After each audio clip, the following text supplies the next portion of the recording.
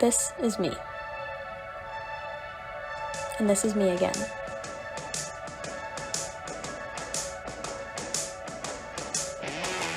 And here's me again, and again, and again. From looking at me, you would never know about the anxiety I have. The anxiety that eats away at me, drives me to break down, and triggers inconsolable panic. This is not something uncommon, but it seems like it is because too often we neglect to address it. We, as a society, have allowed for a stigma to build up around anxiety that makes it feel impossible for people to seek help. Let's backtrack and talk about what exactly anxiety is. Anxiety is not just a temporary feeling of stress or fear. In fact, it's completely normal to feel nervous and worried once in a while. There's a distinct line where these feelings turn into a disorder. For some people, these anxious feelings happen for no apparent reason or continue after the stressful event has passed. For a person struggling with anxiety, anxious feelings cannot be easily controlled.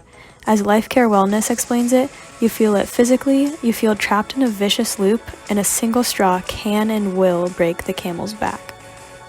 It's important to take a look at the science of it because anxiety is not just influenced by life experiences. It can't just be cured by relaxing and taking a chill pill because it happens on a chemical basis. According to chemical imbalance theories, panic disorder symptoms can be attributed to imbalances in naturally occurring chemical messengers in the brain known as neurotransmitters.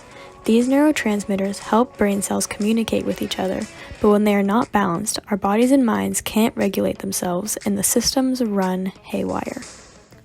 For someone who does not have anxiety, it can be extremely hard to understand, so you can take my story as an example. When I was just 9 years old, I started having horrible stomach aches, just out of the blue. I had been healthy my whole life until then. These stomach aches caused me to miss out on countless events, and I was regularly late for school because of them. I saw many doctors, but no one ever found a diagnosis. I learned how to deal with my stomach aches, and as I grew older, they eventually faded. I went on with life and went through high school. I stressed a lot about my grades, and I was constantly terrified of failure, but no one ever thought much of it. Fast forward, and now I'm in college. I have good grades, I have friends, and I have a great, sturdy support system. Despite this, I started having panic attacks. What does this mean? This means that the slightest event, like a small, unexpected change in plans, can cause me to cripple. I hyperventilate and I can't breathe. I get dizzy, I shake, and no matter what anyone says to me or who says it, I feel like I cannot be helped. During a panic attack, the world is ending for me. Now that I have started experiencing this, I know that I have anxiety, and when I look back on it, I have had it since those stomach aches started in 4th grade. So, this brings me to the questions.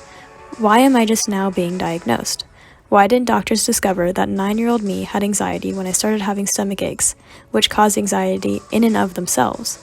And why in high school, when I started experiencing symptoms, was I so determined to push them down and pretend I was fine just to avoid having to seek help? Anxiety disorders are far more common than people think, but no one ever talks about them. More than 4% of the US population suffers with some type of high-severity anxiety disorder, meaning that out of every 100 people you pass on the street, it's more than likely that at least 4 of them are struggling with anxiety. A national comorbidity survey replication revealed that, out of 10,000 people with anxiety, 75% of them had not received treatment. Psychology Today revealed that the top barriers to treatment, next to logistical issues, are stigma and shame. This was shocking to me. People are afraid to get help even though the majority of treated patients experience relief. Why?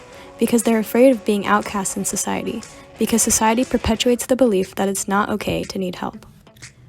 So, if you're like me, I urge you to seek help. Don't keep living with anxiety because it isn't necessary. There are people out there who can help you. They want to help you. If you don't know how to get help, start by making an appointment with your primary care doctor. And don't worry, because there will be people along the way to guide you. You are not alone. And to those of you who don't deal with anxiety, especially parents, teachers, and coaches, odds are pretty high that someone you know deals with it and may be hiding it. So, pay attention to those around you.